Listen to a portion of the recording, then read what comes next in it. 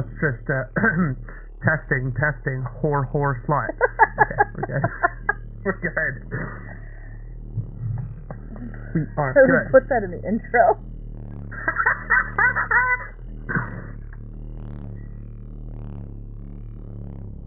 Make sure those airlock doors are secure.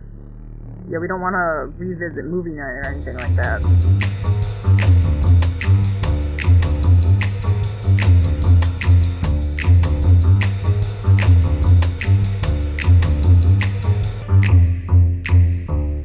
Anyway, welcome to podcast night on Gargantua-1. I'm Grimmia, and my co-host here is Colin. Grimmia, I found a cassette. What's this one?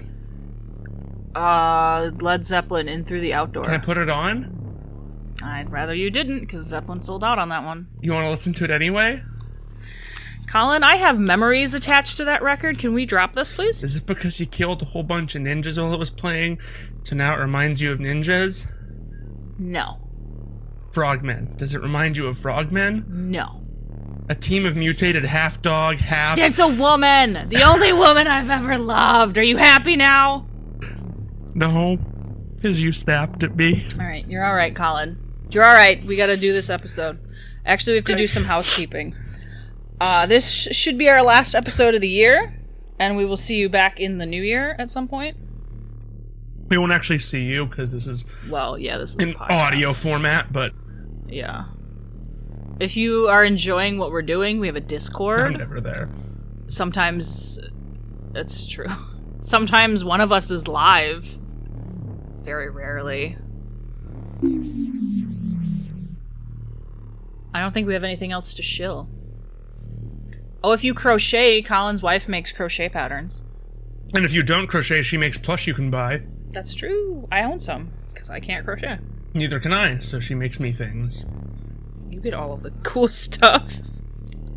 I also have a podcast. It's currently on extended hiatus due to both the holidays and stuff, but also there was a tech issue with the last episode, so that just kind of broke my spirit.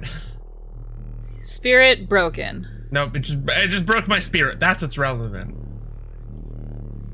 Spirit broken. But you know what can solve broken spirits? A little bit of Eeny, Meeny, Miney magic. Yes. This is common theme, written by Hammer, directed by Public. It is our first appearance of Dr. Orpheus, and he is very dramatic, and I love him so much. Mm-hmm. Concept of Orpheus came from both Doc Hammer and Jackson Public, although I think Hammer has more claim to Orpheus. And he is very much a Doctor Strange. I picked up on that, like... A budget Doctor right Strange. Away. Kind of thing, like... You look at him and it's the cape and the... Particularly at the end when he starts, like, throwing out magical hand signs and stuff. Yeah. I mean, he does the whole... And it's the whole thing. Yeah. The hand waving and the magic amulets. Yeah, it's just, Doctor Strange. He's also... This isn't saying a whole lot, but so far it appears that Orpheus is a much better dad than Rusty.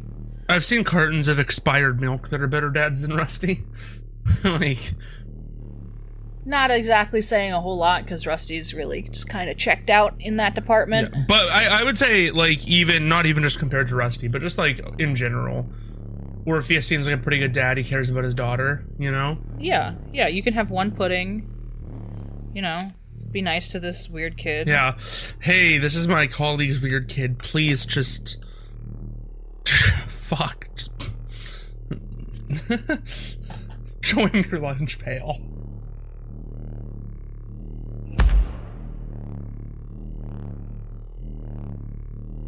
Hank and Dean don't usually get to interact with, like, yeah, they're really just in a time capsule on the compound. Yeah, but, like, normal people, like, they'll interact with bad guys who are just as psychotic as the life they live, but Triana's, like, just a normal goth chick. Yeah, like, casual goth. Yeah. She's just there, and so he's like spouting animal facts and saying lunch pail. Disassociating, thinking about the box. That it gets very hot in the box. Very hot. That pot made. And so it's just like, it's odd. Yeah.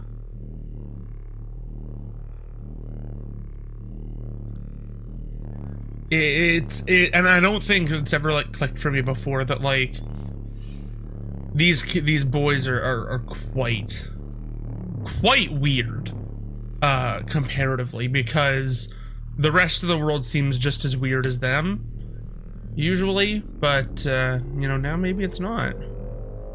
Well, yeah, they're very much isolated. It is very culty, kind of. Yeah.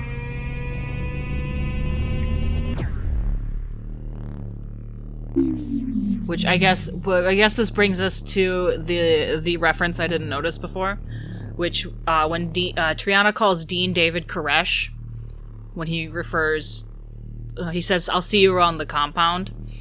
David Koresh was the cult leader in the Waco, Texas thing. Oh, okay. He led that particular cult.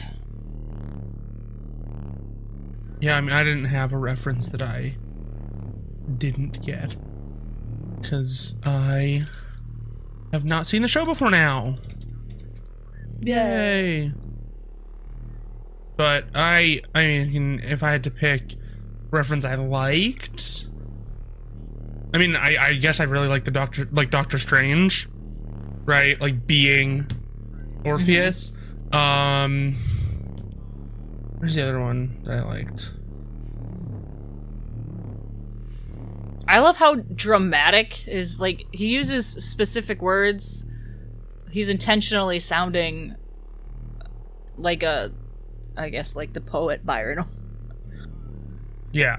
Okay, here. So I'm looking at the wiki page and I like this. Dean's statement that penguins have an organ above their eyes that converts seawater into fresh water, apparently learned in his subliminal learning bed, is quoted directly from Snapple's Real Facts number 131. Yeah, it's a Snapple fact. Back when they would print those on the lids. That's hilarious. That is so funny. Are they actually learning anything in the beds, or is it just Snapple facts? And outdated... Knowing Rusty? Outdated cultural references and Snapple facts. And lunch pails. Oh, that's outdated. Nobody calls them lunch pails anymore. You know what that means? We gotta start calling them lunch pails. As another thing, and I talked about this in Green Room, Brock is a much better father to the boys than Rusty. Yeah, this is another peak Brock being a nanny episode. He doesn't need to do any of this, and I think he genuinely likes these boys. Oh, yeah, like in the beginning when he like yells at Hank and he's like immediately, oh, god damn it. I can't yell at him. Like, oh, I shouldn't have done that. Okay. Hank's trying to snap the quarters. He's like, nah, you gotta start at 1, you gotta work your way up.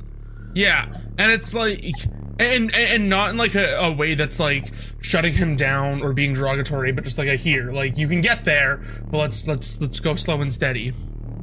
Not, if I open my eyes, you better be on fire. Really, really horrible. And then contrasting that with, like, oh, doesn't your dad have a nickname for you? Well, I've heard him call me Dave or Don a few times. And it's like, okay, so your dad just gets your name wrong? Like, okay. He also has no idea how to get them out of the fucking joy can. No, it's locked on the inside. Yeah, Orpheus figures it out. Well, he's magic. Well, actually, Dean kind of figures it out.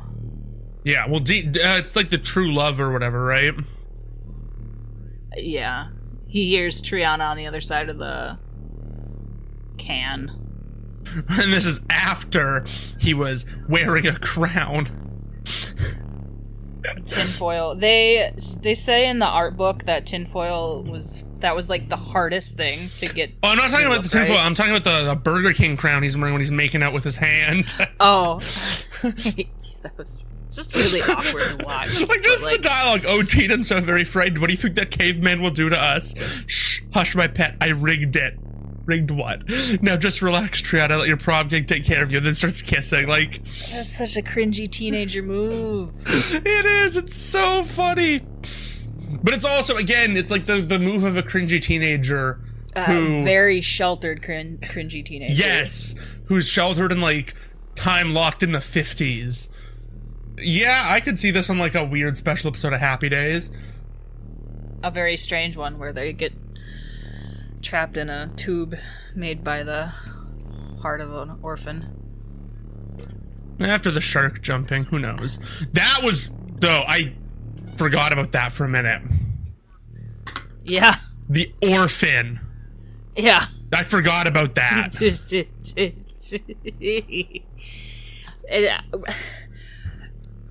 Like, hey, I'm trying to find the dialogue for it.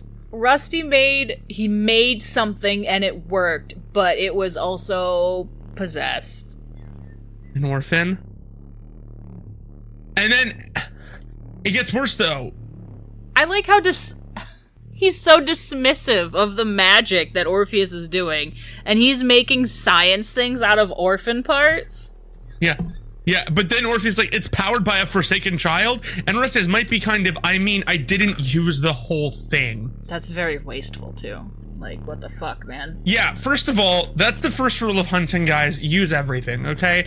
Even if you're hunting orphans, use everything. I don't advocate for hunting orphans. Hunt people. I'm just saying if you do. If you do. That may be the most dangerous game, but don't do it. But if you do, don't. But if you do, use everything, okay? Don't. But it's just. Don't be wasteful. I don't know. I feel like that exchange, funny as it is, does show a lot about Rusty. The dismissiveness for human life of a child's life, just calling it a thing. It's incredibly dark, and I just horrible.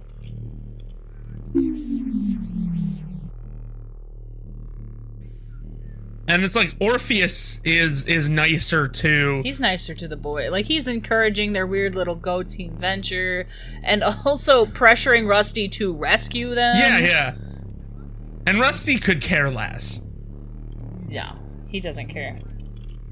He just wants to make friends with the weird magic doctor. I don't think he even really wants to be friends with him. He seems insistent on being buddy-buddy with him. I think that was when he first thought he was, like, a doctor. Okay. Rusty doesn't have an actual doctorate. Yeah, I'm not surprised. I think he might have, like, an honorary one, because his dad died while he was still in college, so they might have just given him an honorary one. Just have, I guess, because they felt bad. Yeah, that's fair. Orpheus, this is in later episode, he comes back, obviously, because I said this was, like, his first appearance. He consistently calls him Mr. Venture. He refuses to call him Dr. Venture. Yeah, I'm even looking at, like, Orpheus's page on the wiki, and it says, like, he's quite protective of Hank and Dean, and seems to bear more fatherly feelings towards them than does their own father. Yeah. And then it even goes on to say, an ongoing joke, even the monarch seems to like the boys more. Yeah. And I'm just like... I think it breaks my heart a little bit every time just to see how Rusty treats his sons. It's not great. Yeah, it's heartbreaking. I guess also we can't ignore the elephant in the room. That is, Brock killed a guy. Yep. Before he had a license to kill. Yep. I do like that they added a translator for ASL in there. No, it was an accident. Like, yes, Brock it was didn't an accident. murder him. That's I don't know if it's the actual guy, it's the Joy Can, right? So it's Brock wants to be forgiven. Blondie, you're killing me, small. Yeah, so I don't know if it's the Joy Can saying Brock has been forgiven or if it's the actual ghost of that guy. Right. I think it's the Joy Can. Like, because if it's the Joy Can, you can interpret it where, like, Brock knows he deserves to be forgiven, but can't process that for himself. But by letting that's true, the Joy Can be something that makes you happy, it's like he's able to allow himself to be forgiven through that. Yeah. Because, like, Dean was like, I'm hungry, and then a pie showed up. The dead guy being deaf, they say this in the art book. They added it last minute because they wanted it to be worse. Like, Brock killed a man. That's pretty bad. What if we made him partially deaf? Yeah, just let's break our hearts even more. Yeah, that would be worse. It's worse by a lot. Yeah, that's worse. Feeling real sad now. No, I think, I mean, I've enjoyed every episode we've done so far. There's no episode where I'm like, wow, that sucked. I think this is my favorite. For me personally, it had some of the most laugh out loud moments. And a lot of them came from Dean's interactions. Dean just being cringy. Yeah, with Triana, just so weird. And also some of Dr. Orpheus's, like, weird lines, like, why don't you guys go have that pre-packaged cereal? I'm like, is there cereal that is wild that you prefer, sir? Is just kind of where my brain's going with that, so.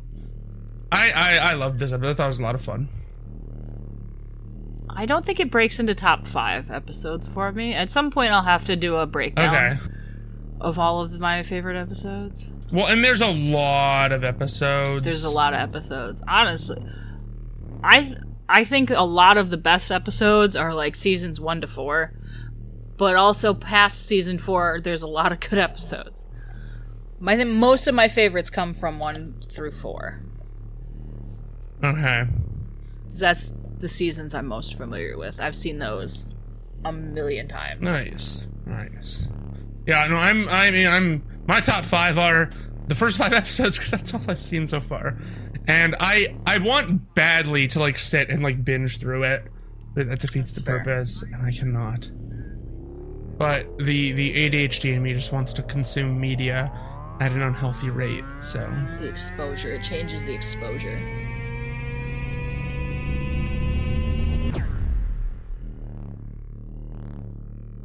That's the way to go. Well, if that's all we have to say, I'm gonna go find a Ouija board and ask if we're gonna find true love. That's fine. Don't summon any ghosts or anything. Because, next year, even, we will see you for Ghosts of the Sargasso. And we will see you next time.